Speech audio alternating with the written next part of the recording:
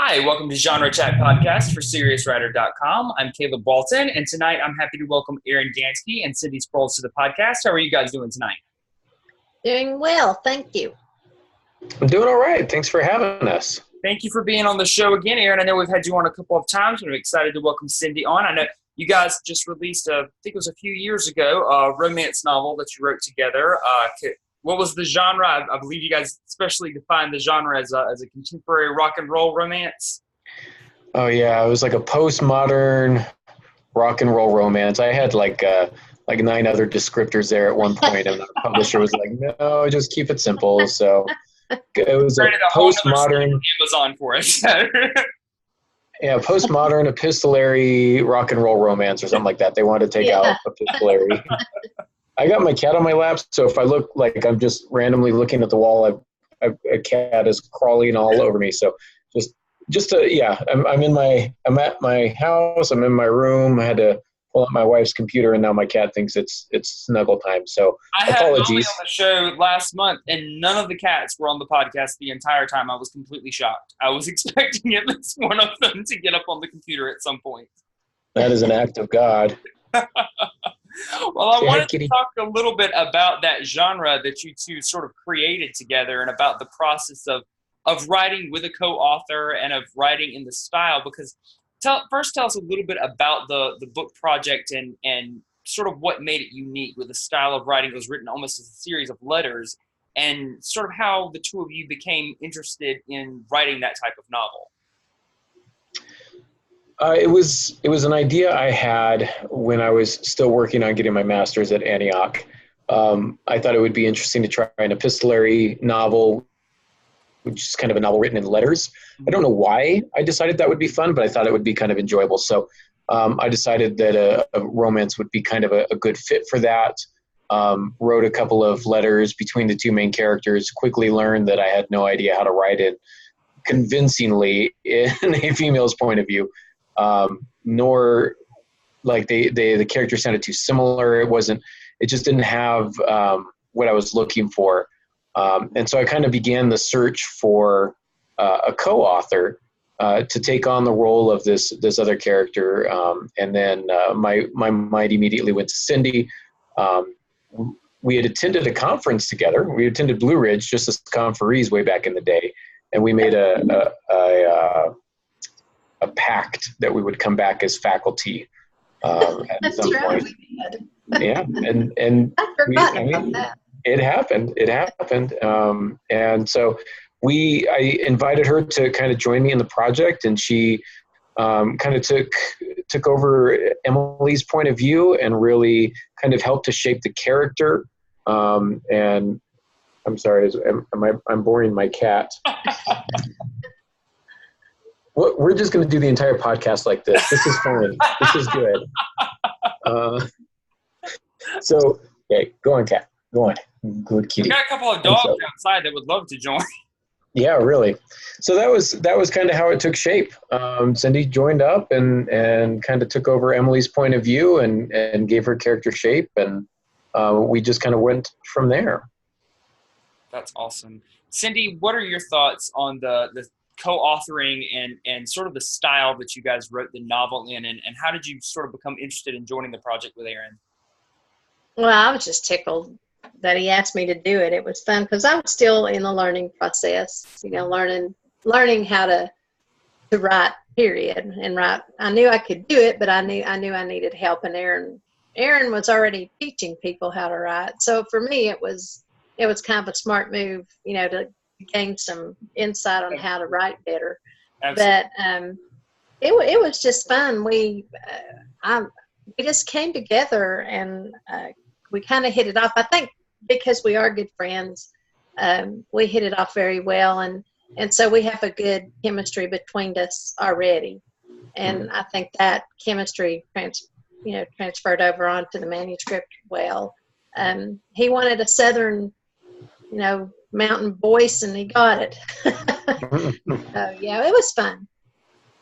And now there are different mediums of communication used in the book as well. There's email and text message, and just the entire novel is a series of communications between the two main characters.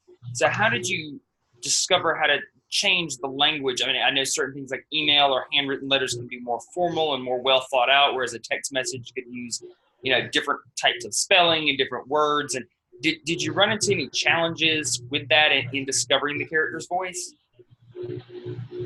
Only if we rewrote it once, because we originally wrote it with just emails. Well, then, how dare technology change? And so in texting and, phones and that kind of stuff got a little bit more. So we had to go back and redo things and add a more current media in there. So it was just a rewriting process on that end. But we started out with all emails. And honest, we wrote the book in about 3 weeks, wasn't it? Because every day we were writing these emails back and forth. Mm-hmm. And so the book itself came together really fast because we were responding to emails every day. Yeah. That was the original vision of the book, was just to do emails. And that's what we did, and we hammered it out like the first draft, like you were saying, Cindy, about 3 weeks, roughly. And we had like 175,000 words. Or something like that. A lot. So then began the cutting process. The publishers, the feedback that we kept getting from publishers was that young kids don't use email anymore. It's all Facebook, it's texting, it's this, it's that. And so they wanted to see more a variety of communications. But I wanted to keep with the emails. And that's something that we kind of touch on in the book is that idea of an email. You can kind of take your time. You can plan it out. You can delete things before you send it, et cetera. And so we wanted to play a little bit with that and what the different communications look like and some of the troubles that arise from miscommunications or communications, hasty communications and things of that nature. So in taking the advice of different publishers, I think the book actually became much stronger. And that's we did develop a lot of the conflict in the book just simply because I read an email differently than we were literally responding as if it were us, So when he would send me an email, it's like, well, that was kind of cruddy. What you said, it was kind of cruddy. So we were able to get that emotion in there and that misunderstanding when you write emails and that kind of stuff. So it really helped with the conflict of the book. Did either of you see the movie? Sandra Bullock and Connie Reeves were in a movie about 7 or 8 years ago called The Lake House. And it was a series of letters that they were exchanging. And something that caught me that I think was an amazing pitfall that you guys avoided by doing different types of communication with the email, the texting, the phone conversations, as I noticed throughout the entire movie, they would react to each other and they would be correspondence that they weren't well thought out. There was a lot of things that when you're doing a handwritten letter, you're going to word things carefully and you're not going to have a lot of back and forth. So that gives a lot of variety with how the characters are going to communicate with each other. So I think that, it was for the best that you decided to change it from just being an email communication to using several different forms.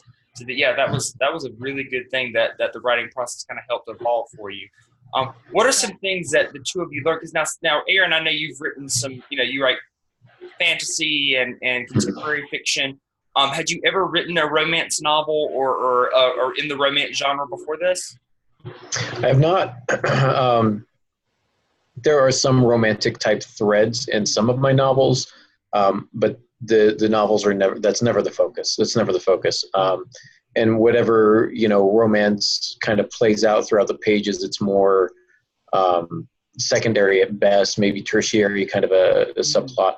So no, I've never done romance before. I haven't really done romance since. I'm not sure what prompted me to do it. Now, that being said, I don't want that to be misinterpreted as me not necessarily enjoying romance or not liking romance or whatnot. I think that there is room for different kinds of romance novels and things of that. And there is something, that resonates with people. in a romance. There's that, that desire to fall in love and to be loved and all that kind of stuff. So that's definitely something that resonates with a lot of readers.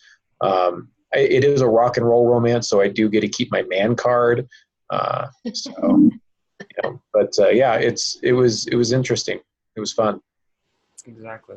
Now, shifting a little bit to the story elements of it, especially with the way, first of all, co-authoring sort of affects your entire writing process, how you approach the story development, but also with the style that you wrote the book in. Did you two sit down and discuss like any kind of an outline? I know, Aaron, you're an organic writer, and Cindy, I'm not sure if you're more of an outliner, if you do more organic writing, but how did that affect how the story developed over the writing process? Was there a general idea of how it would go, or did you just go completely off of each other's reactions to these communications? The only thing that I recall that we had was one initial phone call where Aaron said, "This is kind of what I've been thinking about," and so we played off of the idea that he had a rock and roll guy that was in this band, and he wanted him to find love, and basically that was all we had. From that point forward, we just played off of one another. If sometimes we would write things that Aaron would come back and say, "No, I don't think that would work." Mm-hmm.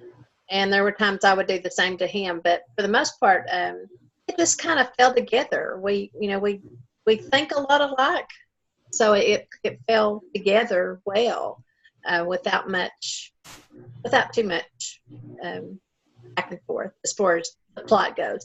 At the end of the story, Aaron wanted him to die.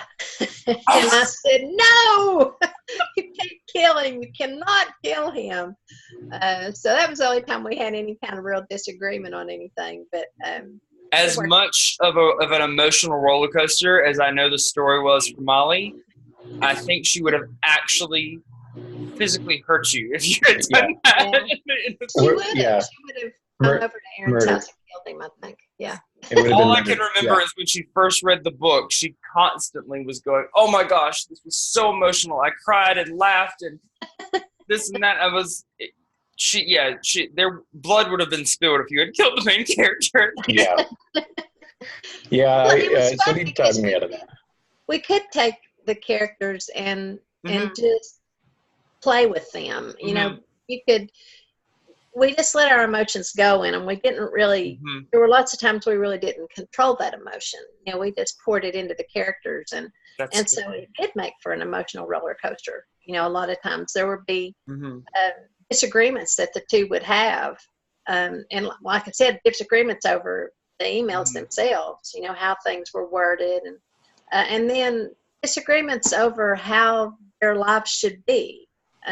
He was not one to take care of himself, and she was one to say, "Yes, you do."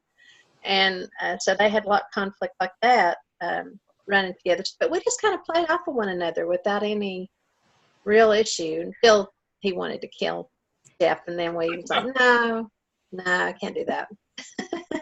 There were several phone calls. And so when we began the project, it was very much just the banter back and forth. And then we had a phone call. Okay, where are you going with this? And what was your vision for this? And how do we want to shape this? And then I remember there were 2 emails a day for a long time where we would send the email as a character, and then we would send like a follow-up as the author. Okay, this is the direction that I want to kind of take this or whatever. And a lot of the stuff that showed up that I think we were putting in there just for maybe off the cuff, or it just felt natural.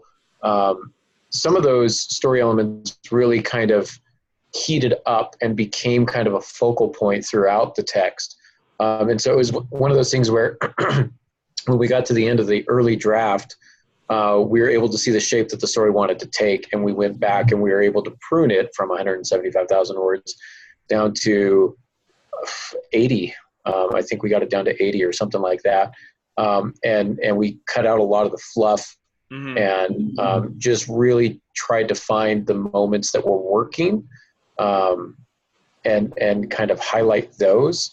And even those kind of continued to shape and develop, and we'd send an email that would say like, hey, I'm going to send you 2 or 3 more emails, just before you can respond, like this is going to happen, kind of a thing. And so we did a lot of it kind of discovery style, but there were several phone calls midway through the project where we would kind of recalibrate, if you will.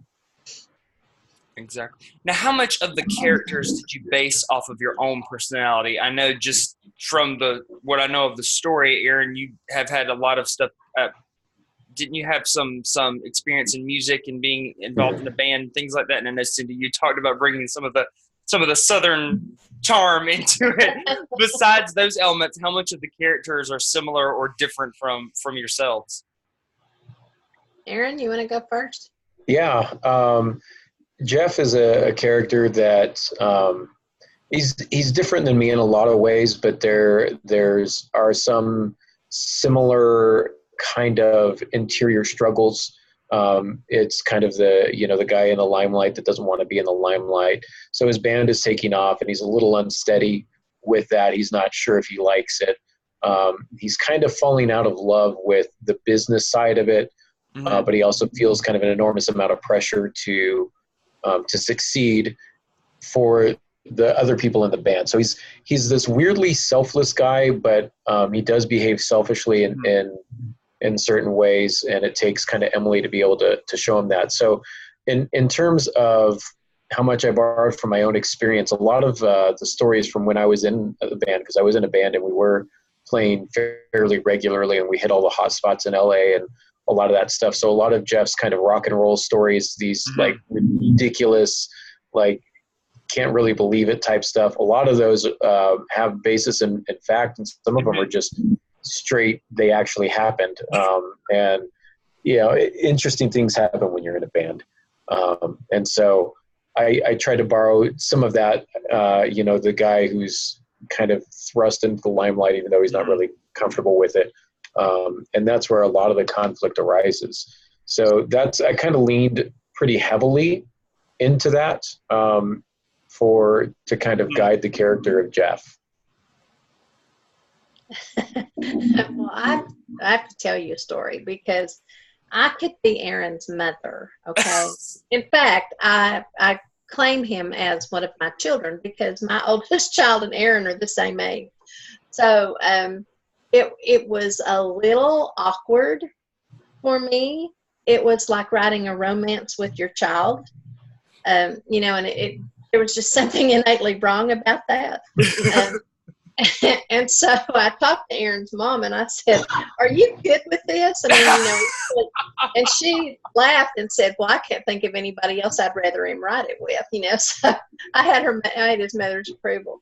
But so for me, as far as things bringing myself to it, Emily's character is very much a caregiver. She takes care of her dad. She's kind of one of those people who continually is trying to pull people together and make a family, so to speak. She wants peace among the family, but there's a lot of times not peace among the family there.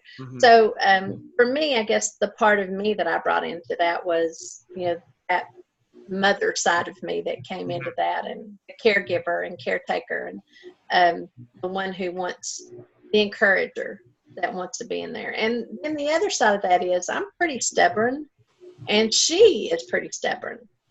And she got things in her mind and how she thought they needed to be done, and she kind of stuck to that. And so those were the biggest things from myself that I brought into that character, was the caregiver side, and then being a little on the stubborn side. What made you use a pen name for your part in the story? We were just talking about that a little earlier. Because it was not something I did really a choice. It was something that we felt like we really didn't have much of a choice to do, because I have 3 other novels that are Appalachian historical. Mm-hmm. And so I was trying to brand the Appalachian historical genre with my name. And it was, to me, it was a bit of a knee jerk for my readers who would be picking up Heart Song and thinking, oh, this is an Appalachian historical. And then they would go, whoa, wait a minute. This is not an Appalachian historical. I can't say, and this is what Aaron and I were talking a little bit earlier about, I can't say that that was necessarily the wisest thing to do, because I think it's hurt the sales of the book, but it was purely a career choice for me at the time, because we're trying to keep the genres separate. Exactly. And Aaron's, what's the word that I heard used one time? Trans-genre? Because you've got trans in a lot of genres. Yeah. Yeah. I forgot who used that term, who I heard at Blue Ridge one year use that term, but I was sounds like a Bob Hostetler kind of a thing. I think it was. Yeah. I think it was. Probably. Yeah. Yeah, I do. I write some young adult fantasy. It's contemporary suspense, romance. So I basically, for me, I write whatever is interesting to me, whatever I kind of have a heart for, whatever, kind of idea comes to me and kind of still haunts me when I'm trying to sleep. And those haunting ideas, those are what that's what I end up writing. It's more that the story announces itself to me, and I don't really pay attention to where it's going to go on the shelf. I just know that it's a story that needs to be told. I like that. I like that a lot. What are some things that sort of surprised you in the writing process? Because this is sort of a new endeavor for both of you from what you were used to writing. What are some things that surprised you along the process? Aaron? In terms of the story, it's probably the novel that I've spent the most time with. Mm-hmm. In terms of writing, rewriting, revisions. I don't even know how many drafts we went through, but every time we would get a very kind rejection letter from a publisher, and we would have to kind of go back to the drawing board. And so we would go back. We must have gone through like 15 to 20 different drafts. And when you spend that much time on a project, you kind of get sick of it, and you're just like, I want to be done with this stupid book. And then I got to go back to that book. And then, but what was interesting is every time I read it, I felt it still. And it is one of those, still to this day, if I pick it up and read it, I go, wow. Okay. And I'm not trying to say that in any sort of, self-affirming way. It's more this project that came from the meeting of the minds, if you will. The book is better because of Cindy. The book, it is. It could not be what it is without Cindy, and the book also could not be what it is without me. So we both kind of added to it. And romance is not my genre. It really isn't. But I've got such a special place in my heart for this particular project, probably because I worked on it with Cindy. Mm-hmm. But I'm constantly surprised every time I go back to it.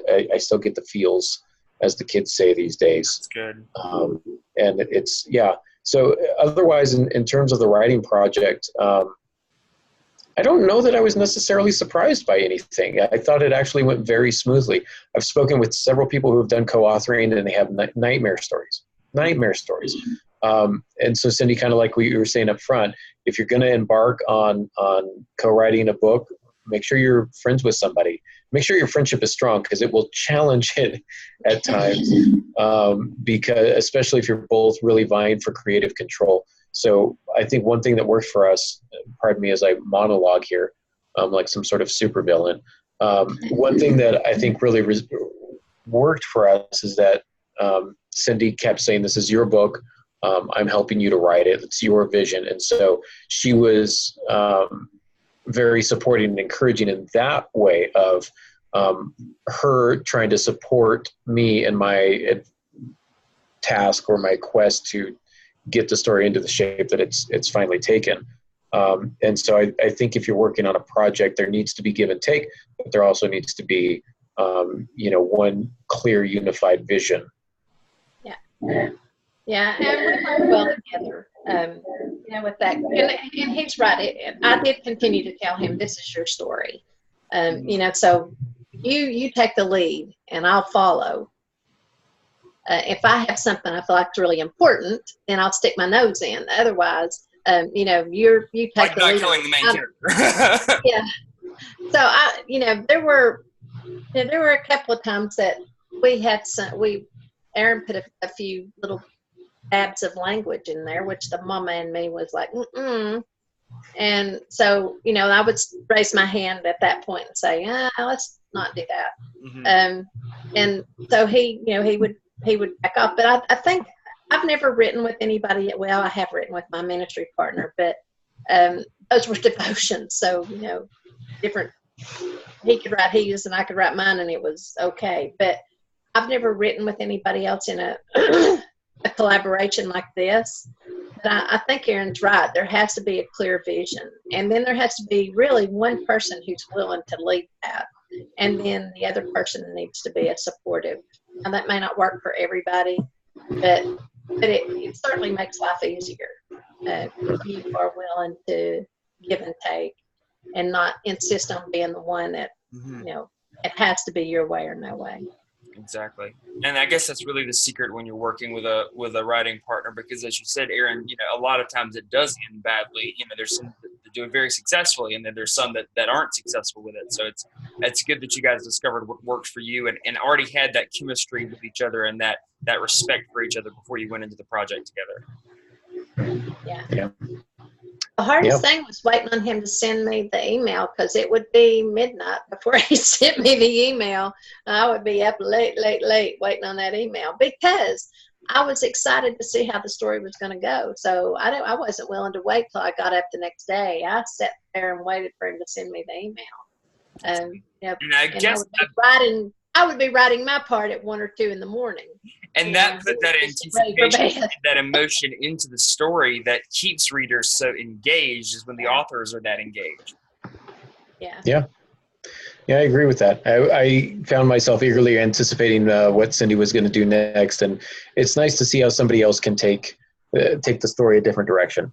I liked it. It was fun, very enjoyable process. Wow.